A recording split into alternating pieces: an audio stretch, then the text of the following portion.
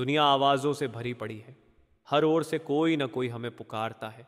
किसी का मोह, किसी का स्वार्थ, किसी का लोभ, किसी का प्यार। दिन भर हमारा मन इन आवाज़ों के बीच उलझा रहता है। कोई कहता है कि दौलत कमाओ, कोई कहता है नाम कमाओ, कोई कहता है इज्जत बचाओ। पर इन सब आवाज़ों के बीच एक और आवाज़ है, बहुत धीमी, बहुत कोमल, जो मन की हलचल से परे आती है। वह आवाज़ सद्गुरु के रूप में आत्मा को पुकारती है। वह कहती है, तू कहाँ भाग रहा है, तेरा घर इधर है। वही बुलावा सच्चा है, बाकी सब तो अस्थाई आवाज़ें हैं। मनुष्य जन्म हमें इसलिए मिला है ताकि हम उस एक सच्चे बुलावे को पहचान सकें। लेकिन समस्या ये है कि हम इतने शोर में खो गए हैं कि उस एक आवाज़ को सुन ही नहीं पाते। हमारे चारों ओर संसार का मेला लगा है। हंसी की आवाज़ें, लालच की आवाज़ें, सुख दुख की आवाज़ें, पर आत्मा की पुकार उन सब के पीछे दब जाती है। मनुष्य सोचता है कि वह जो सुन रहा है स्वयं वही सच है, पर सच्चाई यह है कि जो सुनाई नहीं दे रहा वही असली आवाज़ है। सद्गुरु जब संसार में आते हैं तो वे उस दबे हुए सुर को जगाने आते हैं।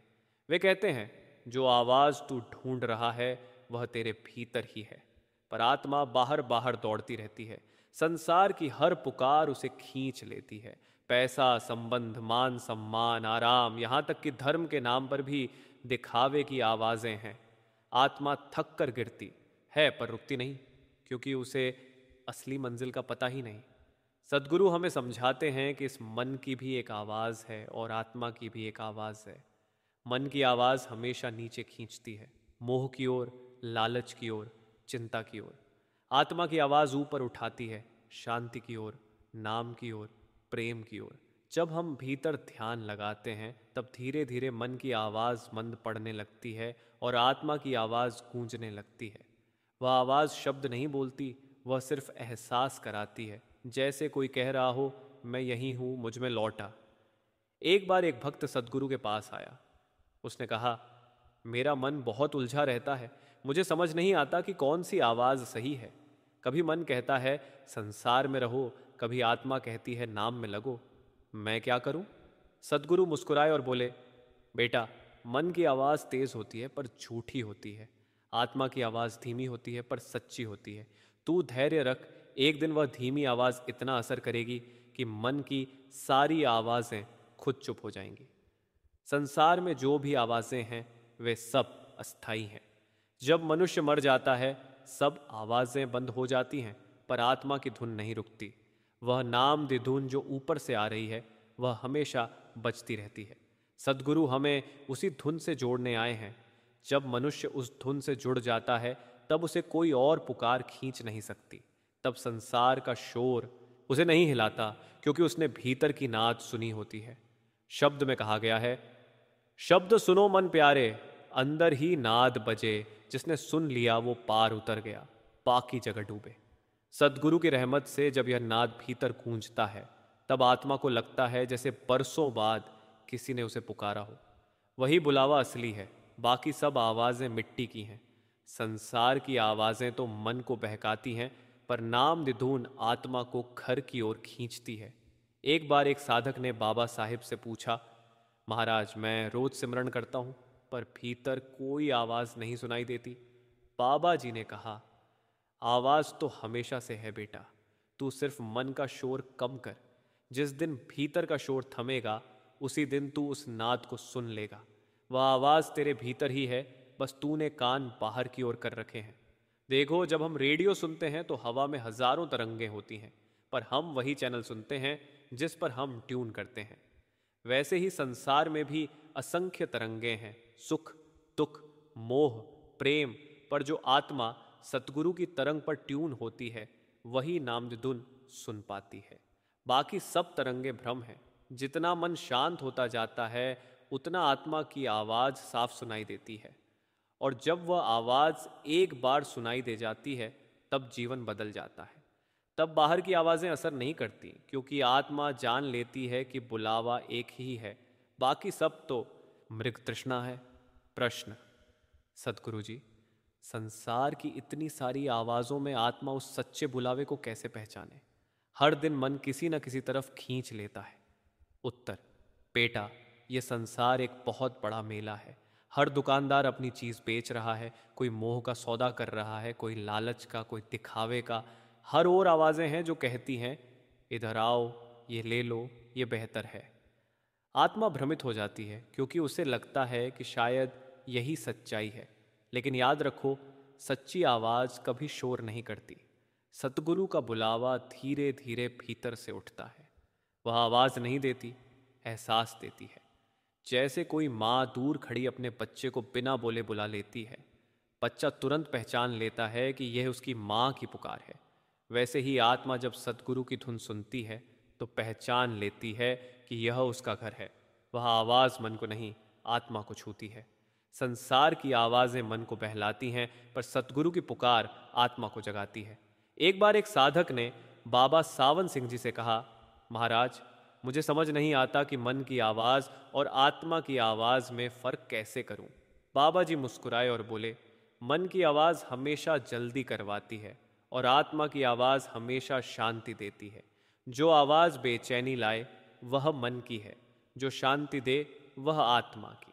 प्रश्न, सद्गुरु जी, अगर बुलावा एक ही है तो फिर हर कोई अलग अलग राह क्यों चुनता है?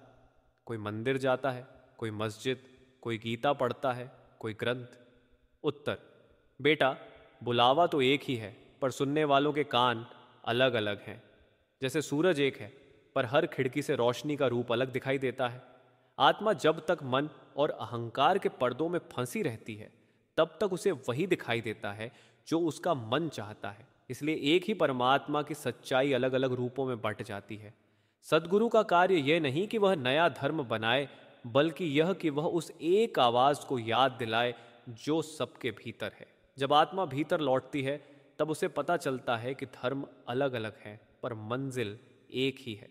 बाबा जी एक बार कह रहे थे, सौल, समुद्र एक है, पर उसमें जाने के रास्ते बहुत हैं। जो सच में तैरना जानता है, वह किसी भी किनारे से डुबकी लगाकर उसी सागर तक पहुंच जाता है। इसलिए सच्चा साधक ये नहीं देखता कि कौन सा रास्ता किसका है, वह सिर्फ उस आवाज़ को पहचानता है जो उसे भीतर बुला रही है। प्रश्न, सद्गुरु जी, जब हम सिमरण करते हैं तो मन और भी जोर से बोलने लगता है, ये क्यों होता है? उत्तर, बेटा, मन शैतान की तरह है। जब तक उसे काम मिलता है वह शांत रहता है। जब तू सिमरण करने बैठता है तो मन का खेल छिन जाता है, इसलिए वह आवाज़ें तेज कर देता है। कभी पुराने विचार, कभी चिंता, कभी कल्पना, कभी डर। वह चाहता है कि तू सिमरण से हट जाए। बाबा जी एक बार हंसते हुए बोले थे, मन ऐसा है जैसे तंग करने वाला बच्चा। जब तक तू उसे ध्यान देता है वह और रोता है। जैसे ही तू उसकी तरफ ध्यान देना छोड़ देता है, वह खुद शांत हो जाता है। जब तू सिमरण में धैर्य रखता है, धीरे धीरे मन की आवाज़ मंद होने लगती है, फिर आत्मा की धुन सुनाई देने लगती है। वह नाम दी धुन बहुत कोमल होती है, जैसे किसी ने तेरे भीतर घंटी बजाई हो। वही सच्चा बुलावा है। जब वह धुन सुनाई देती है तो मन खुद हार मान लेता है। प्रश्न, सतगुरु जी, कई बार हम ये समझते हैं कि परमात्मा हमें नहीं बुला रहा, या शायद हमने देर कर दी। क्या वास्तव में ऐसा होता है? उत्तर, नहीं बेटा, बुलावा कभी रुकता नहीं। परमात्मा की आवाज़ तो अनादिकाल से बज रही है, बस हमारी सुनने की क्षमता कमज़ोर है। यह वैसा ही है जैसे कोई रेडियो स्टेशन लगातार प्रसारण कर रहा है, पर तेरे रेडियो की बैटरी खत्म है, आवाज़ आ नहीं रही। सदगुरु वही नई बैटरी लगाते हैं, नाम दे शक्ति। एक बार वह लग गई तो आत्मा उस पुकार को साफ साफ सुनने लगती है। बाबा सावन सिंह जी ने कहा था, सदगुरु का काम बुलाना नहीं, याद दिलाना है कि बुलावा पहले से चल रहा है। देख बेटा, आत्मा और परमात्मा का रिश्ता ऐसा है जैसे समुंदर और लहर का। लहर चाहे जितनी दूर चली जाए, वह समुंदर से अलग नहीं होती। बुलावा हमेशा रहता है, बस तू सुनना शुरू कर दे। प्रश्न, सदगुरु जी, क्या कोई सच्ची घटना है जहां किसी ने यह बुलावा सच में सुना और जीवन बदल गया? उत्तर, हाँ बेटा, ऐसी घटनाएं बहुत हैं। बाबा जी के समय की एक बात है। एक साधक बहुत दुखी था, जीवन से हार चुका था। उसने कहा, मुझे कुछ सुनाई नहीं देता, न सिमरण में रस है न मन में शांति। बाबा जी ने उसे देखा और कहा, तू बस रोज 5 मिनट शांत होकर बैठ, आवाज को खोज मत, खुद को शांत कर।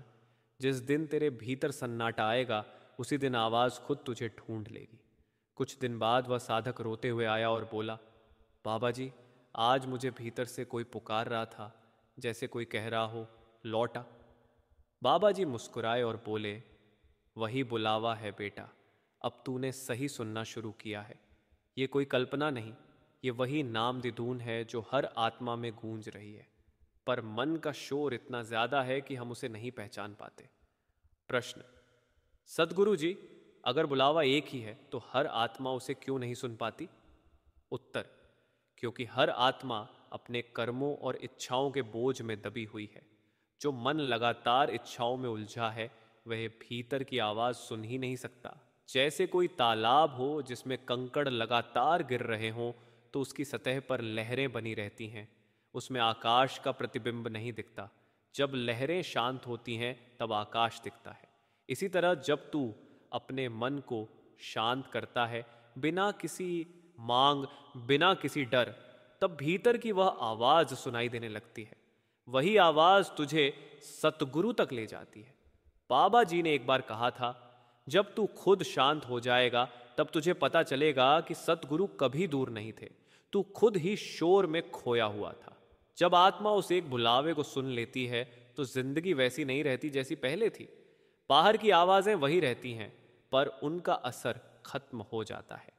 जैसे किसी कोरे कागज पर पहले स्याही छपती थी, अब उस पर शब्द की लकीर उभर आती है।